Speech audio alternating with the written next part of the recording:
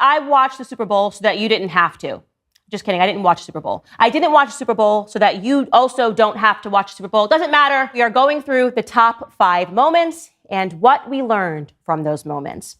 First up, number 1, the Black National Anthem. Now, obviously, this has been a very long push from the left, but it turns out that we are bringing segregation back because we now have the Black National Anthem followed by the White National Anthem or the other national anthem. Pretty soon there'll be an LGBTQ national anthem. You know how it goes. Anyways, Andra Day was the singer, and I want to be clear, she has a wonderful voice, and here is her singing the national anthem. Take a listen.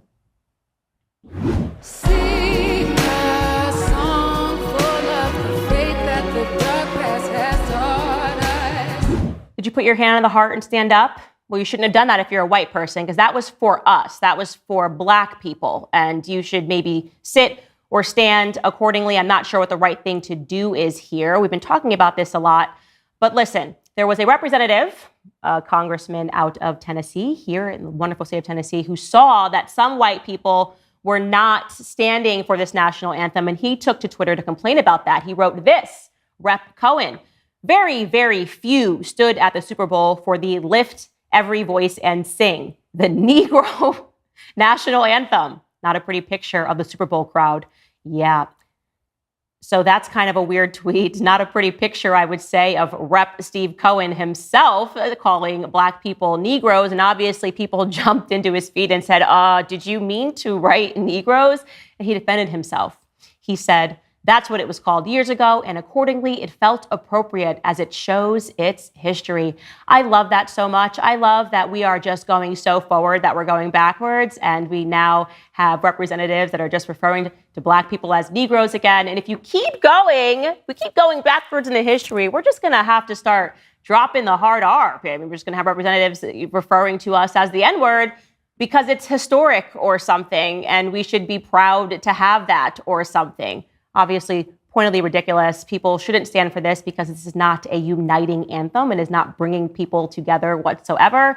In fact, what it's encouraging is for Black people to segregate ourselves and to be proud of that segregation. I say we give it a couple of years and we're going to have colored people signs on water fountains again. Moving on, number 2, you couldn't have missed it, obviously. This entire season, doesn't matter who you are. We were just being sold this relationship. This was Taylor Swift and Travis Kelce's year, and you better like it and get on board with this relationship because, as I said, the media hard launched it for us, her every emotion in the stands all season. Of course, we needed this. Her fan base needed this. They needed this win so that we could have the fairy tale Princess Swift and Kelce story complete. Well, something else that happened was when Taylor Swift arrived, she hard launched Ice Spice. Yes. The woman who sings about farts. This is a thing now. This is happening. You better accept it because when Taylor Swift picks up somebody and puts it in her squad, puts his or her in her squad, then we know that the media is going to make this person a darling. And so Ice Spice, I want to say, by the way, she looked lovely. I thought people were saying she looked like a golden doodle. I don't think that's fair. I think she was dressed very appropriately. Certainly didn't look to me like somebody who sings about farts. I don't think she looks like a fart or anything. And I just am glad that this is going to be a person that we can look forward to making more music. By the way, quick reminder, Taylor Swift only befriended her because her last boyfriend, which was 5 minutes ago, Matt Healy, you probably forgot about him, said something mean about Ice Spice on his podcast as a joke. Her friends called it racist. Taylor, being the brilliant marketing woman that she is, jumped in and said, I will collect her as one of my Barbie friends now, so no, everybody forget about the scandal and like my boyfriend. He's not my boyfriend anymore. Travis Kelce is. And another thing that happened was Taylor Swift was caught on camera when the camera panned to her. She chugged some beer. And the internet was divided on this. You know, is this acceptable? Should she be encouraging people to chug beer in the stands? I'm going to defend Taylor here because personally, I'm just glad that we've moved on from her cosplaying a teenager. And now she's at least cosplaying somebody that's in college. Take a look.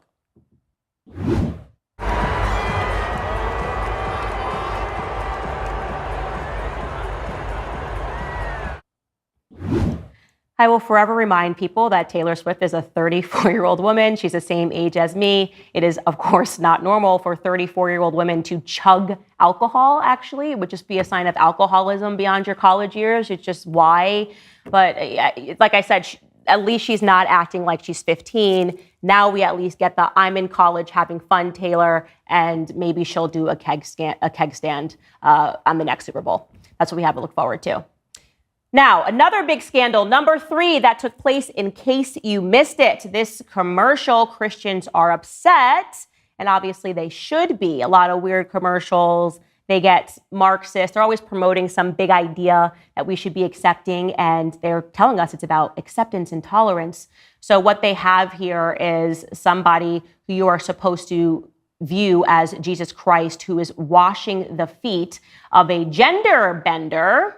More on that later. But then it gets even worse and more disgusting because it moves on to, again, somebody who you are supposed to accept is modern Jesus washing the feet of a young woman who is outside of an abortion clinic. Yeah, an abortion clinic. And it's just, this is how society is. We just come to accept the fact that Christians are just routinely mocked, and they fund these efforts in the media to program people. That's what's happening. That's what these big ads are about. It's supposed to program your mind to think this is perfectly okay. And so they're trying to tell Christians that you need to be more accepting, even of murder, because that's what that is, right? We're just talking about millions of people being murdered. I think these abortion clinics are concentration camps, in my view. And I think in the future, we will walk around them like they're Holocaust museums. But don't forget, it started in eugenicism, and now it's arrived at Christians. You need to defend this. And by the way, we looked into it. That ad is not sponsored by any Christian group, so to speak. They actually have an open interpretation of what Christianity could be. So what it actually is funded by, in my view, are Marxists. And the idea is to continually separate people, to continually tell people that these ideas should be embraced in the church. And obviously, they should not be embraced whatsoever. So Christians have a right to be upset. But let's move on, because it's Monday. And so the big reminder, number 4, that I want you to walk away with is that we're not allowed to have any entertainment anymore here in America unless it comes with propaganda to remind you to get to work, right? To get to work, because we have a vision of how your tax dollars should be spent overseas. And so it's quite remarkable that Israel, the government that takes billions of dollars from us every year, decided to take not 2, but 3 commercials. Now, the government themselves sponsored 2 commercials at the Super Bowl. Super Bowl commercials, just so you know, $7 million per an ad, okay? So that means that the Israeli government spent $14 million for a primetime spot. Their commercials were basically them saying that there are hostages, and they intend to get the hostages and bring the dads home that are being held by Hamas.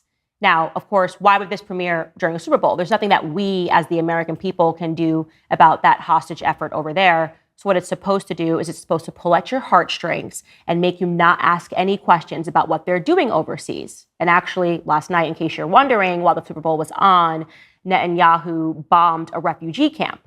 But don't ask any questions about that. You need to get to work and feel bad and have your heartstrings pulled to justify every war that's happening overseas, that you're largely probably ignorant of what's happening overseas. And another NGO ran a 3rd ad that was pro-Israel. And this time they just told you that you need to tell your reps to send more money. Take a listen. LifeShifter.com lets you automatically contact your local reps and demand the release of all the hostages now. It's a real app. Not only will it change lives, it will save life. So use the app. Don't use the app. I don't give a Let's bring them home now. LifeShifter.com. Looking around, still pretty sure I live in America, so I am not really sure. This reads to me like Zelensky at the Grammys, Zelensky on Vanity Fair, Zelensky asking to be invited to the Oscars so he can make a speech.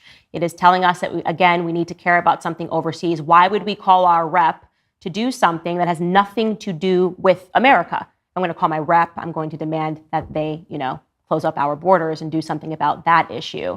But again, every single time you are going to have any entertainment in America now, you are going to start to see this sort of effort to remind you to feel bad and do something. And that's something that you can do, by the way, is get to work. Because it's Monday and somebody somewhere needs your money.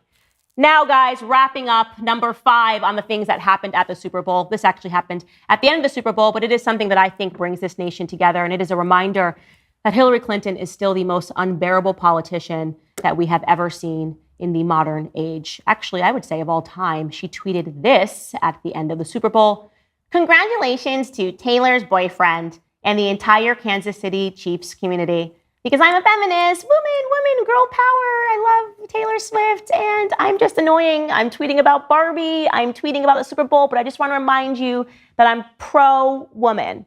I'm also a monster, and when I was in office, I bombed people senselessly in the Middle East, made those actions, laughed when a leader of a country in Libya was sodomized and killed. But remember, I love women.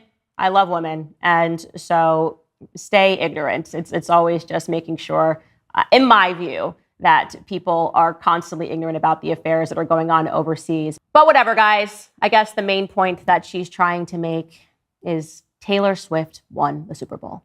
Hey guys, if you like this video, you will definitely like the full episode even better. You can find it by clicking right here.